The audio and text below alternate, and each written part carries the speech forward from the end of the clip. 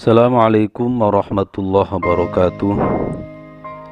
Bismillah, alhamdulillah, wassalatu wassalamu ala rasulillah wa ala alihi wa ashabihi wa mawalah, wala hawla wala quwata illa billah. Asyhadu an la ilaha illallah wahdahu la syarikalah wa asyhadu anna muhammadan abduhu wa rasuluhu la nabiyya ba'dah.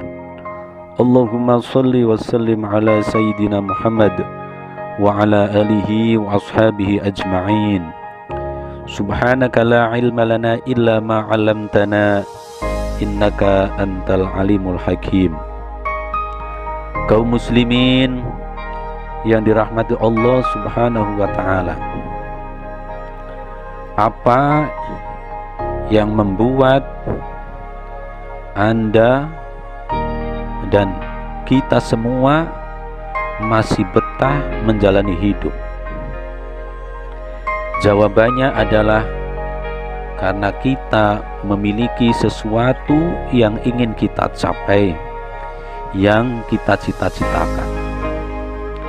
Bayangan tentang esok hari yang lebih baik, anak-anak yang tumbuh dewasa, bisnis dan penghasilan yang mapan, gelar-gelar akademis, dan status sosial, keluarga yang bahagia, dan banyak lagi yang lainnya.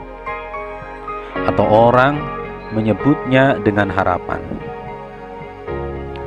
Di sisi lain, apa yang membuat kita sungguh-sungguh bekerja? Jawabannya adalah sebab kita khawatir akan jatuh pada kondisi yang tidak menyenangkan. Kebangkrutan finansial, kegagalan studi, anak-anak yang tidak terurus, kehancuran membina keluarga, dan banyak lagi. Atau orang menyebutnya dengan istilah kekhawatiran. Dua sisi kehidupan ini ada dan menggelayuti setiap manusia di dalam kehidupannya. Di dalam Islam, masalah harapan dan kekhawatiran ini dibicarakan dengan serius. Islam punya istilah sendiri, namanya roja untuk harapan dan khauf untuk kekhawatiran. Karenanya seorang muslim dituntut untuk mengelola dua sisi kehidupan ini dengan baik. Bentuk keseriusan dalam pengelolaan itu adalah bagaimana menempatkan keduanya secara seimbang dan harmonis, sehingga mampu menjadi daya dorong yang menggerakkan roda kehidupan untuk maju ke depan. Kita mengistilahkannya seperti dua sisi rel kereta api yang mesti berjajar bersebelahan secara seimbang. Maka apa yang terjadi jika rel kereta api terdongkel salah satunya? Pastilah berujung pada celaka. Apa pula yang terjadi dengan hidup ini ketika antara harapan dan kekhawatiran berjalan tidak seimbang?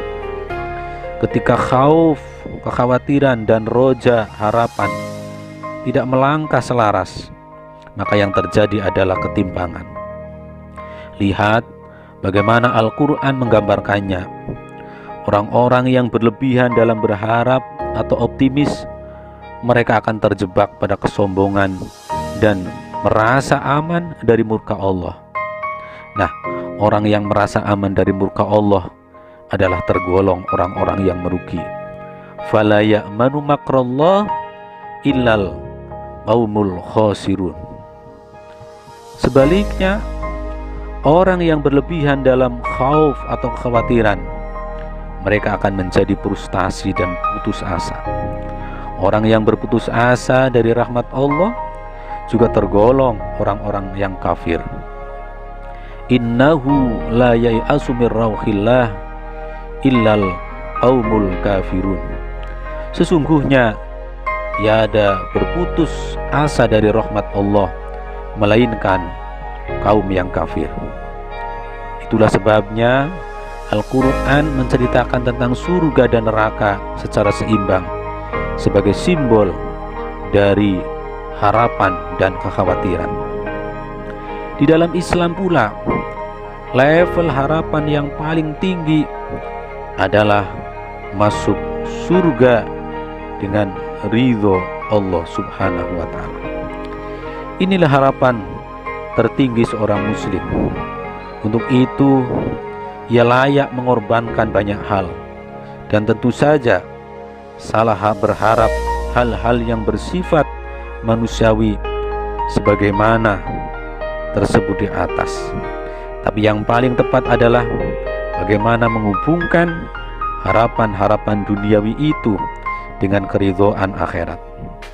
Jadi kalau kita berharap keluarga yang bahagia, pendidikan yang bagus, dan harta yang banyak, marilah kita harapkan agar semuanya mendatangkan ridho Allah Subhanahu wa Ta'ala. Istri yang taat, anak-anak yang soleh solihah, ilmu yang bermanfaat, dan rizki yang halal. Sebaliknya, level kekhawatiran yang tertinggi adalah khawatir dan takut kemurkaan Allah Subhanahu wa Ta'ala yang menyebabkan masuk nerakanya. Maka agar terhindar dari kondisi ini, ia layak bersusah payah, berhati-hati, dan menjaga diri. Kekhawatiran yang disebabkan hal-hal dunia pun tidak salah, selama kekhawatiran itu bersumber dari ketakutan terjauhkan dari ridho Allah Subhanahu wa Ta'ala. Khawatir tak bisa menafkahi keluarga, khawatir bangkrut, khawatir tak cukup mendapat pengetahuan ketika gagal dalam studi, khawatir tak bisa menelurkan generasi yang soleh dan solihah, dan khawatir kalau gagal mendidik anak dan keluarga. Lantas jika harus memilih, lebih baik mana, beribadah karena mengharap atau karena takut? Kalau Imam Ghazali yang ditanya, maka jawabannya adalah memilih beribadah karena mengharap daripada karena khawatir. Sebab pengharapan itu lebih dekat pada cinta kepada Allah Subhanahu wa Ta'ala. Mudah-mudahan ada manfaatnya. Astagfirullahaladzim. Wallahul muwaffiq ila aqwamit thoriq. Assalamualaikum warahmatullahi wabarakatuh.